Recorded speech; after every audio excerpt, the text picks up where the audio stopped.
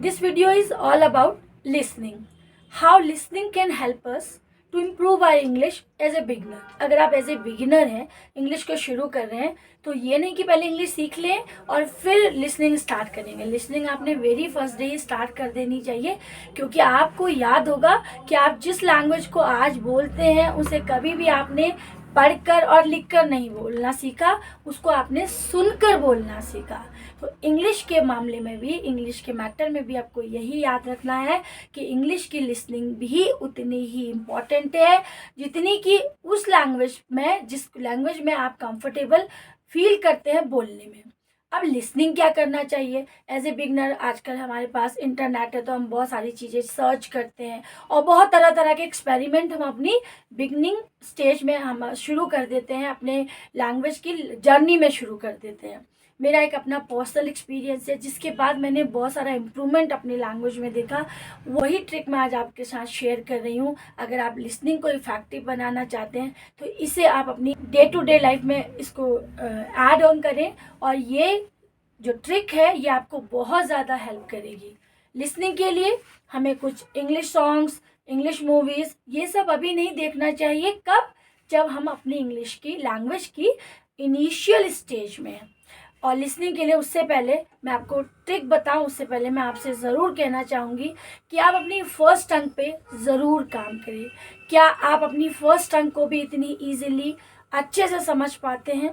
अगर नहीं समझ पाते हैं तो आप उसको भी उतने ही अच्छे से सुने जितने अच्छे से आपने अपनी सेकंड लैंग्वेज को एक्सेप्ट किया है अपनी डे टू डे लाइफ में.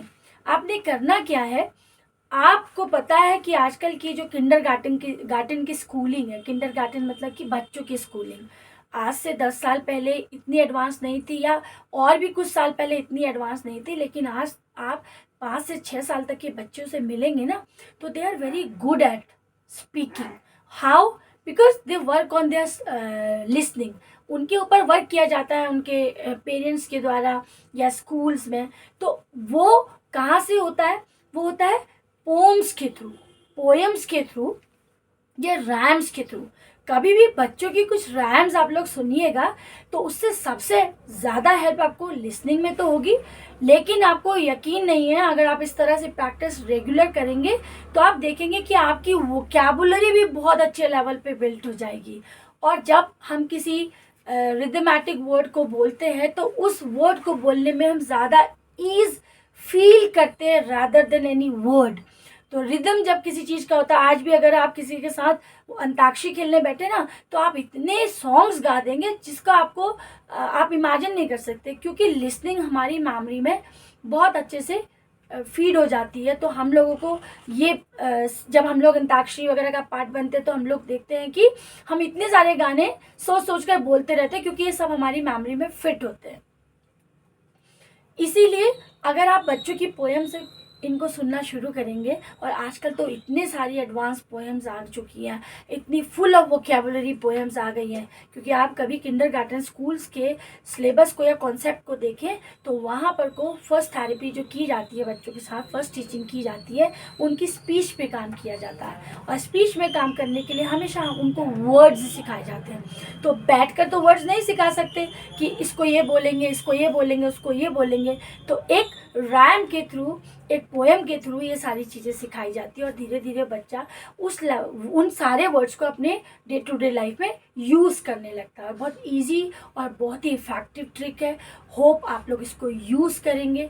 यूज़ करना भी चाहिए अगर आप मानते हैं कि आप बिल्कुल बेसिक से अपनी लैंग्वेज को स्टार्ट कर रहे हैं. और लिसनिंग, यू डोंट थिंक कि first you should learn English then you will start your listening. It's not so. If you have started your English writing, तो you must have started your listening before that. क्योंकि listening से आपकी vocabulary और आपकी टंग दोनों पे ही काम होता है. इस ट्रिक को आजमा के देखिए, 110% आपको रिजल्ट्स मिलेंगे अगर आप पूरे डेडिकेशन के साथ, उस लर्निंग वाली फीलिंग के साथ कोई भी रैम को या पोएम्स को सुनते हैं. आज मोर देन 1000 पोएम्स आपको यूट्यूब पे, इंटरनेट पे मिल जाएंगी. सीखिए, उनकी वोकैबुलरी चेक कीजिए, और एक साथ आप दो काम कीजिए. तो यही बात है, इसी बात को मुझे आपको इस वीडियो के थ्रू बताना था. अगर आप एज ए बिगनर अपनी लैंग्वेज को स्टार्ट कर रहे हैं तो अपनी लिसनिंग में भी आज से ही काम शुरू करें और इस तरह से काम शुरू करें, ये आपको बहुत ज़्यादा रिजल्ट्स देगी।